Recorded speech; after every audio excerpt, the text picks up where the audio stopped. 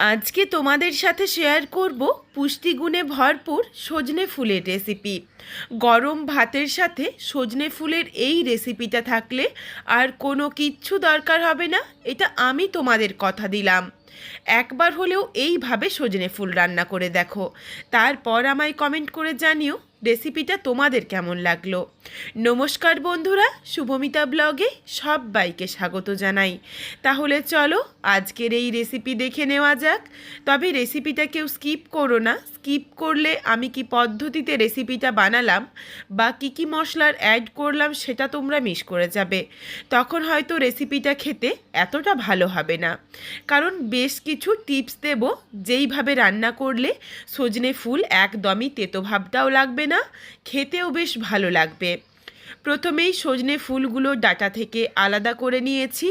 তারপর দেখো ফুলগুলো একটা বাটির মধ্যে রেখে নিয়েছি। এই বাটিতেই দিয়ে দিচ্ছি 1 চামচ পরিমাণে লবণ, আর দিয়ে দিচ্ছি বেশ কিছুটা পরিমাণে রুম টেম্পারেচারে জল, যাতে ফুলগুলো ডুবে থাকে। হাতে করে ভালোভাবে মিশিয়ে নিয়েছি ফুলগুলো লবণ জলের সাথে। এরপর এটা প্রায় 10 মিনিটের জন্য একটু রেস্টে রাখবো, যাতে ফুলের মধ্যে যদি কোনো পোকা থাকে সেটাও বেরিয়ে যাবে, আর সজনে ফুলের যে একটা হালকা তেতো বা কষ ভাব সেটাও কিন্তু চলে যায়। 10 মিনিট পর প্রায় 5 থেকে 6 বার জল পাল্টে পাল্টে পরিষ্কার করে ফুলটা ধুয়ে নিয়ে ঝুড়িতে রেখে দেব, যাতে ফুলের পুরো জলটাই ঝরে যায়। এদিকে দেখো আমি কিছু সবজি কেটে নিয়েছি, ছোট ছোট করে কেটেছি আলু, বেগুন আর শিম। এখানে তোমরা চাইলে তোমাদের পছন্দ মতো আরও যে কোনো সবজি অ্যাড করতে পারো। এখানে কিন্তু আমি অল্প পরিমাণে মটরশুঁটিও ছাড়িয়ে রেখেছি, কারণ মটরশুঁটি দিলে কিন্তু এই রান্নাটা খেতে বেশ ভালো লাগে। তোমাদের হাতের কাছে যেই সবজিটা থাকবে না চাইলে সেটা বাদ দিতে পারো, আর যেগুলো তোমাদের পছন্দের সবজি চাইলে সেগুলো অ্যাড করে নিতে পারো। এখানে দেখো প্রথমেই কড়াইয়ের মধ্যে অল্প পরিমাণে সর্ষের তেল গরম করে কিছুটা পরিমাণে বিউলির ডালের বড়ি বেশ লালচে করে ভেজে তেলটা ঝরিয়ে তুলে রাখলাম। কড়াইয়ের মধ্যে সামান্য একটু তেল ছিল, তার সাথে আবারও অল্প একটু সর্ষের তেল অ্যাড করে নিয়েছি। ফোড়নে দিচ্ছি অল্প পরিমাণে কালো জিরে আর একটা শুকনো লঙ্কা। ফোড়নটা ভাজা হয়ে গেলেই দিয়ে দিলাম বড় সাইজের একটা পেঁয়াজ কুচি। পেঁয়াজটা দিয়ে নাড়াচাড়া করে পেঁয়াজটা হালকা লালচে রং ধরিয়ে ভেজে নেব। এই রেসিপিটার মধ্যে তোমরা চাইলে কিন্তু তোমাদের পছন্দ মতো যে কোনো ফোড়নের ব্যবহার করতে পারো, তবে আমি যা মশলা দিয়ে রেসিপিটা বানাচ্ছি সেই মশলার জন্য কিন্তু এই কালো জিরে আর শুকনো লঙ্কা ফোড়নটাই বেশি ভালো যায়, এই জন্য আমি এটাই দিয়েছি। পেঁয়াজটা যখন হালকা করে ভাজা হয়ে গেছে তারপর দিয়ে দিয়েছি কেটে রাখা শিম আর আলু। শিম আলুর স্বাদ অনুযায়ী অল্প একটু লবণ দিয়েছি। এরপর নাড়াচাড়া করে শিম আলুটা বেশ একটু ভাজা ভাজা করে নিয়েছি, তবে ঢাকনা দিইনি, ঢাকনা ছাড়াই ভেজে নিয়েছি। তারপর দিয়েছি কেটে রাখা বেগুন। বেগুনটা প্রথমে দিলেই একদম গলে যেত, এই জন্য একটু দেরিতেই দিলাম। বেগুন দেওয়ার পরই দিয়ে দিয়েছি 1 মুঠো কড়াইশুঁটি দিয়েও নাড়াচাড়া করে মিশিয়ে নিয়েছি। এরপর কিছুক্ষণের জন্য একটু গ্যাসের ফ্লেম লোতে করে ঢাকনা দিয়ে ঢেকে রাখবো, যাতে একটু মজে যায় সবজিটা। খুব বেশি মজিয়ে নেওয়ার বা ভেজে নেওয়ার দরকার নেই। প্রায় মিনিট 2 মতো একটু ঢাকনা দিয়ে ঢেকে রেখেছিলাম গ্যাসের ফ্লেম লোতে করে। তারপর ঢাকনাটা খুলে নিয়েছি। এরপর নাড়াচাড়া করে ভালোভাবে মিশিয়ে নিয়েই এখানে কিছু গুঁড়ো মশলা দিয়ে দিচ্ছি। গুঁড়ো মশলার মধ্যে প্রথমে দিয়ে দিলাম পরিমাণ অনুযায়ী হলুদের গুঁড়ো, সামান্য একটু জিরের গুঁড়ো আর ধনের গুঁড়ো। দিয়ে দিচ্ছি মাঝারি সাইজের একটা টমেটো কুচি। এগুলো দিয়ে নাড়াচাড়া করে ভালোভাবে মিশিয়ে নিচ্ছি। এখন কিন্তু জলের ব্যবহার করব না, গুঁড়ো মশলাটা যাতে পুড়ে না যায় এই জন্য কিন্তু এই সময়ই সজনে ফুলটা দিয়ে দিলাম। সজনে ফুল দিয়ে নাড়াচাড়া করে মিশিয়ে নিয়ে গ্যাসের ফ্লেম লোতে করে কিছুক্ষণ যদি ঢাকনা দিয়ে ঢেকে রাখা যায় তাহলেই কিন্তু বেশ অনেকটা জল ছাড়বে। এই সজনে ফুলের জলের মধ্যেই মশলা বা সমস্ত কিছু ভালোভাবে কষানো হয়ে যাবে। সজনে ফুলের স্বাদ অনুযায়ী সামান্য একটু লবণ দিয়েছিলাম। তারপর নাড়াচাড়া করে খুব ভালোভাবে মিশিয়ে নিয়েছি। এরপর গ্যাসের ফ্লেম লোতে করে ঢাকনা দিয়ে ঢেকে রাখছি। এইদিকে এটা রান্না হতে হতেই চলো কিছু মশলার পেস্ট বানিয়ে নিই।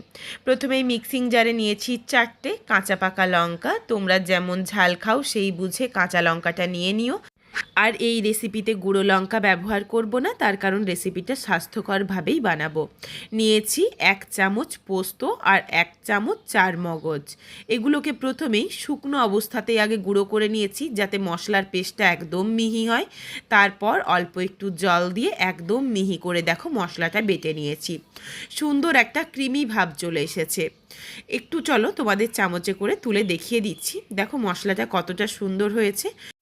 এখানে তোমাদের হাতের কাছে যদি চারমগজ না থাকে তাহলে চারমগজের পরিবর্তে কাজু বাদাম দিতে পারো, বা কাজু বাদাম যদি না থাকে তাহলে শুধু পোস্ত, কাঁচা লঙ্কা বা সামান্য একটু সর্ষে দিতে পারো। তবে সর্ষের পরিমাণ যেন খুবই কম হয়, 1 চা চামচের 4 ভাগের 1 ভাগ দিতে পারো। খুব বেশি মশলা দেবে না, তাহলে কিন্তু খেতে ভালো লাগবে না। তার কারণ এই মশলাটা আমি একদম শেষের দিকে ব্যবহার করব। সর্ষে বেশি দিলে তখন কিন্তু সর্ষের কাঁচা গন্ধ থেকে যাবে। কিছুক্ষণ ঢাকনা দেওয়ার পর দেখো ঢাকনাটা খুলে নাড়াচাড়া করে মিশিয়ে নিয়েছিলাম। একদমই জলটা নেই, যেটুকু জল বেরিয়েছিল জলটা পুরোটা শুকিয়ে গিয়ে বেশ শুকনো শুকনো হয়ে গেছে।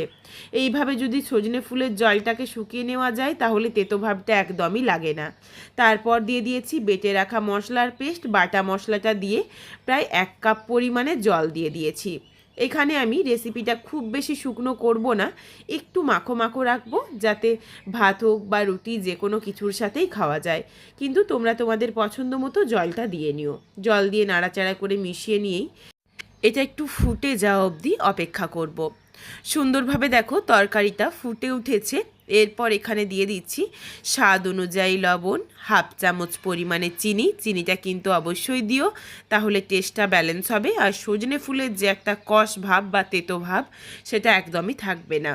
এরই সাথে দিয়ে দিলাম ভেজে রাখা বড়ি। সমস্ত কিছু দিয়ে নাড়াচাড়া করে মিশিয়ে নিয়ে আবারও প্রায় মিনিট 3-4 সময় নিয়ে গ্যাসের ফ্লেম লোতে করে রান্নাটা করে নিচ্ছি। তারপর ফিরে আসছি। এখানে দেখো রান্নাটা সুন্দরভাবে হয়ে গেছে, সমস্ত কিছু সুসেদ্ধ হয়ে গেছে। আর খুব বেশি সময় নিয়ে রান্নাটা করছি না। এরপর রেসিপিটা নাবিয়ে নেব। নাবিয়ে নেওয়ার আগে দিয়ে দিলাম 1/2 চামচ পরিমাণে কাঁচা সর্ষের তেল। কাঁচা সর্ষের তেলের গন্ধটা কিন্তু দুর্দান্ত লাগে এই রেসিপিটার সাথে। তবে যারা কাঁচা সর্ষের তেল খেতে পছন্দ করো না তারা চাইলে 1/2 চামচ পরিমাণে ঘি দিতে পারো, তাতেও কিন্তু বেশ ভালো লাগবে। রেসিপিটা একদম রেডি হয়ে গেছে, নাবিয়ে নিচ্ছি।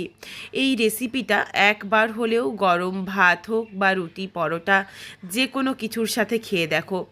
যেমন স্বাস্থ্যকর তেমনই সুস্বাদু।